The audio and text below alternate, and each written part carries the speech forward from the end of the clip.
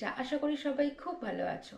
গরমের দিনে বেবিদের শরীরটা ঠান্ডা রাখতে আমরা বিভিন্ন ধরনের ড্রিঙ্ক দিয়ে থাকি, কিন্তু শীতকালে বেবিদের শরীরটা সুস্থ রাখতে, বেবিদের শরীরটা গরম রাখার জন্য আজকে আমি তোমাদের সাথে শেয়ার করব একটা ড্রিঙ্ক রেসিপি।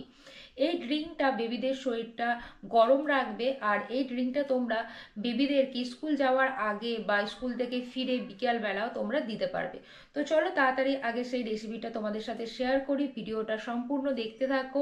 এই রেসিপিটিকে তোমরা মিল্ক শেকও বলতে পারো। তো রেসিপিটি বানানোর জন্য দেখো আমি এখানে বেশ কিছু ইনগ্রিডিয়েন্টস নিয়েছি, মাখানা আর বেশ কিছু ড্রাই ফ্রুট নিয়েছি। এটা একটা ভীষণই ইজি রেসিপি।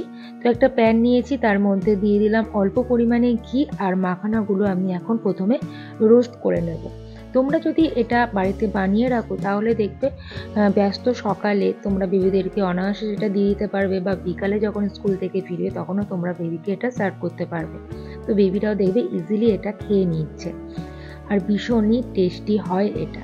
তো দেখো মাখানাগুলো খুব সুন্দর করে রোস্ট করে নিয়েছি। এরপরে যে ড্রাই ফ্রুটগুলো রেখেছিলাম সেই ড্রাই ফ্রুটগুলো আমি আরেকটু অল্প পরিমাণে ঘি দিয়ে অনেকক্ষণ টাইম দিয়ে রোস্ট করে নেব। তার আগে আমি একটা দিয়ে দিলাম এলাচটা প্রথমে একটু নাড়াচাড়া করে নেব, তারপরে এর মধ্যে দিয়ে দিচ্ছি দেখো সমস্ত ড্রাই ফ্রুটগুলো অনেকক্ষণ ধরে ধীরে ধীরে রোস্ট করতে হবে, না হলে কিন্তু খুব ভালোভাবে ড্রাস্ট পাউডার তৈরি হবে না। এই রেসিপিটা ভীষণই হেলদি, আর বেবিদের শরীরটা গরমও রাখে ঠান্ডার দিনে। তো দেখো খুব সুন্দরভাবে দেখো এগুলো রোস্টেড হয়ে গেছে, আর এগুলো আমি এবার মিক্সার গ্রাইন্ডারে দিয়ে ভালোভাবে একটা ফাইন পাউডার তৈরি করে নেব। পাউডারটা তোমরা স্টোরেজ করে রেখে দিতে পারবে 1 থেকে 1.5 মাস পর্যন্ত, তারপর তোমরা সেটা ইউজ করতে পারবে। তো দেখো কত সুন্দর একটা পাউডার তৈরি হয়ে গেছে, এটা তোমরা স্টোরেজ করে রেখে দিতে পারো।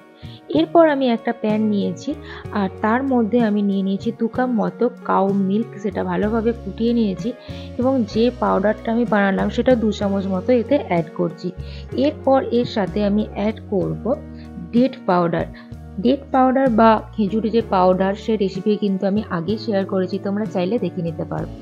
এছাড়া তোমরা কিন্তু এতে সুগার বা মিষ্টি অ্যাড করতে পারবো, কিন্তু ডেট পাউডারটা দেওয়ার জন্য অনেকটাই মিষ্টি হয়ে যায়, তো আর কোনোভাবে সুগার বা মিষ্টি দেওয়ার প্রয়োজন হয় না।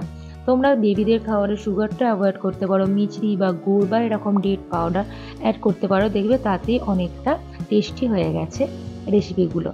তো দেখো রেডি হয়ে গেছে, তোমরা কিন্তু গরম গরম বেবিদেরকে সার্ভ করতে পারো, বেবিরা কিন্তু খুব সুন্দর করে মজা করে খাবে। এর সাথে আমি অ্যাড করব বেশ কিছু কেশর অ্যাড করছি, কারণ শরীরটা অনেকটা গরম রাখবে। আর এতে দিয়ে দিচ্ছি 1 চামচ মতো মধু। এর স্বাদটা না অনেক সুন্দর হয়ে যাবে, অতুলনীয়। তো হয়ে গেছে রেডি আজকে বেবিদেরকে দেওয়ার জন্য। ভিডিওটা এখানে শেষ করছি। তোমাদের কেমন লাগলো অবশ্যই কমেন্ট করে জানিও, ভালো লাগলে লাইক করো, শেয়ার করো, আর যারা এখনও আমার চ্যানেলটা সাবস্ক্রাইব করোনি প্লিজ আমার চ্যানেলটা সাবস্ক্রাইব করে দিও এই ধরনের আরও নতুন ভিডিও দেখে। ভালো থেকো, সুস্থ থেকো, বেবি থেকো, সুস্থ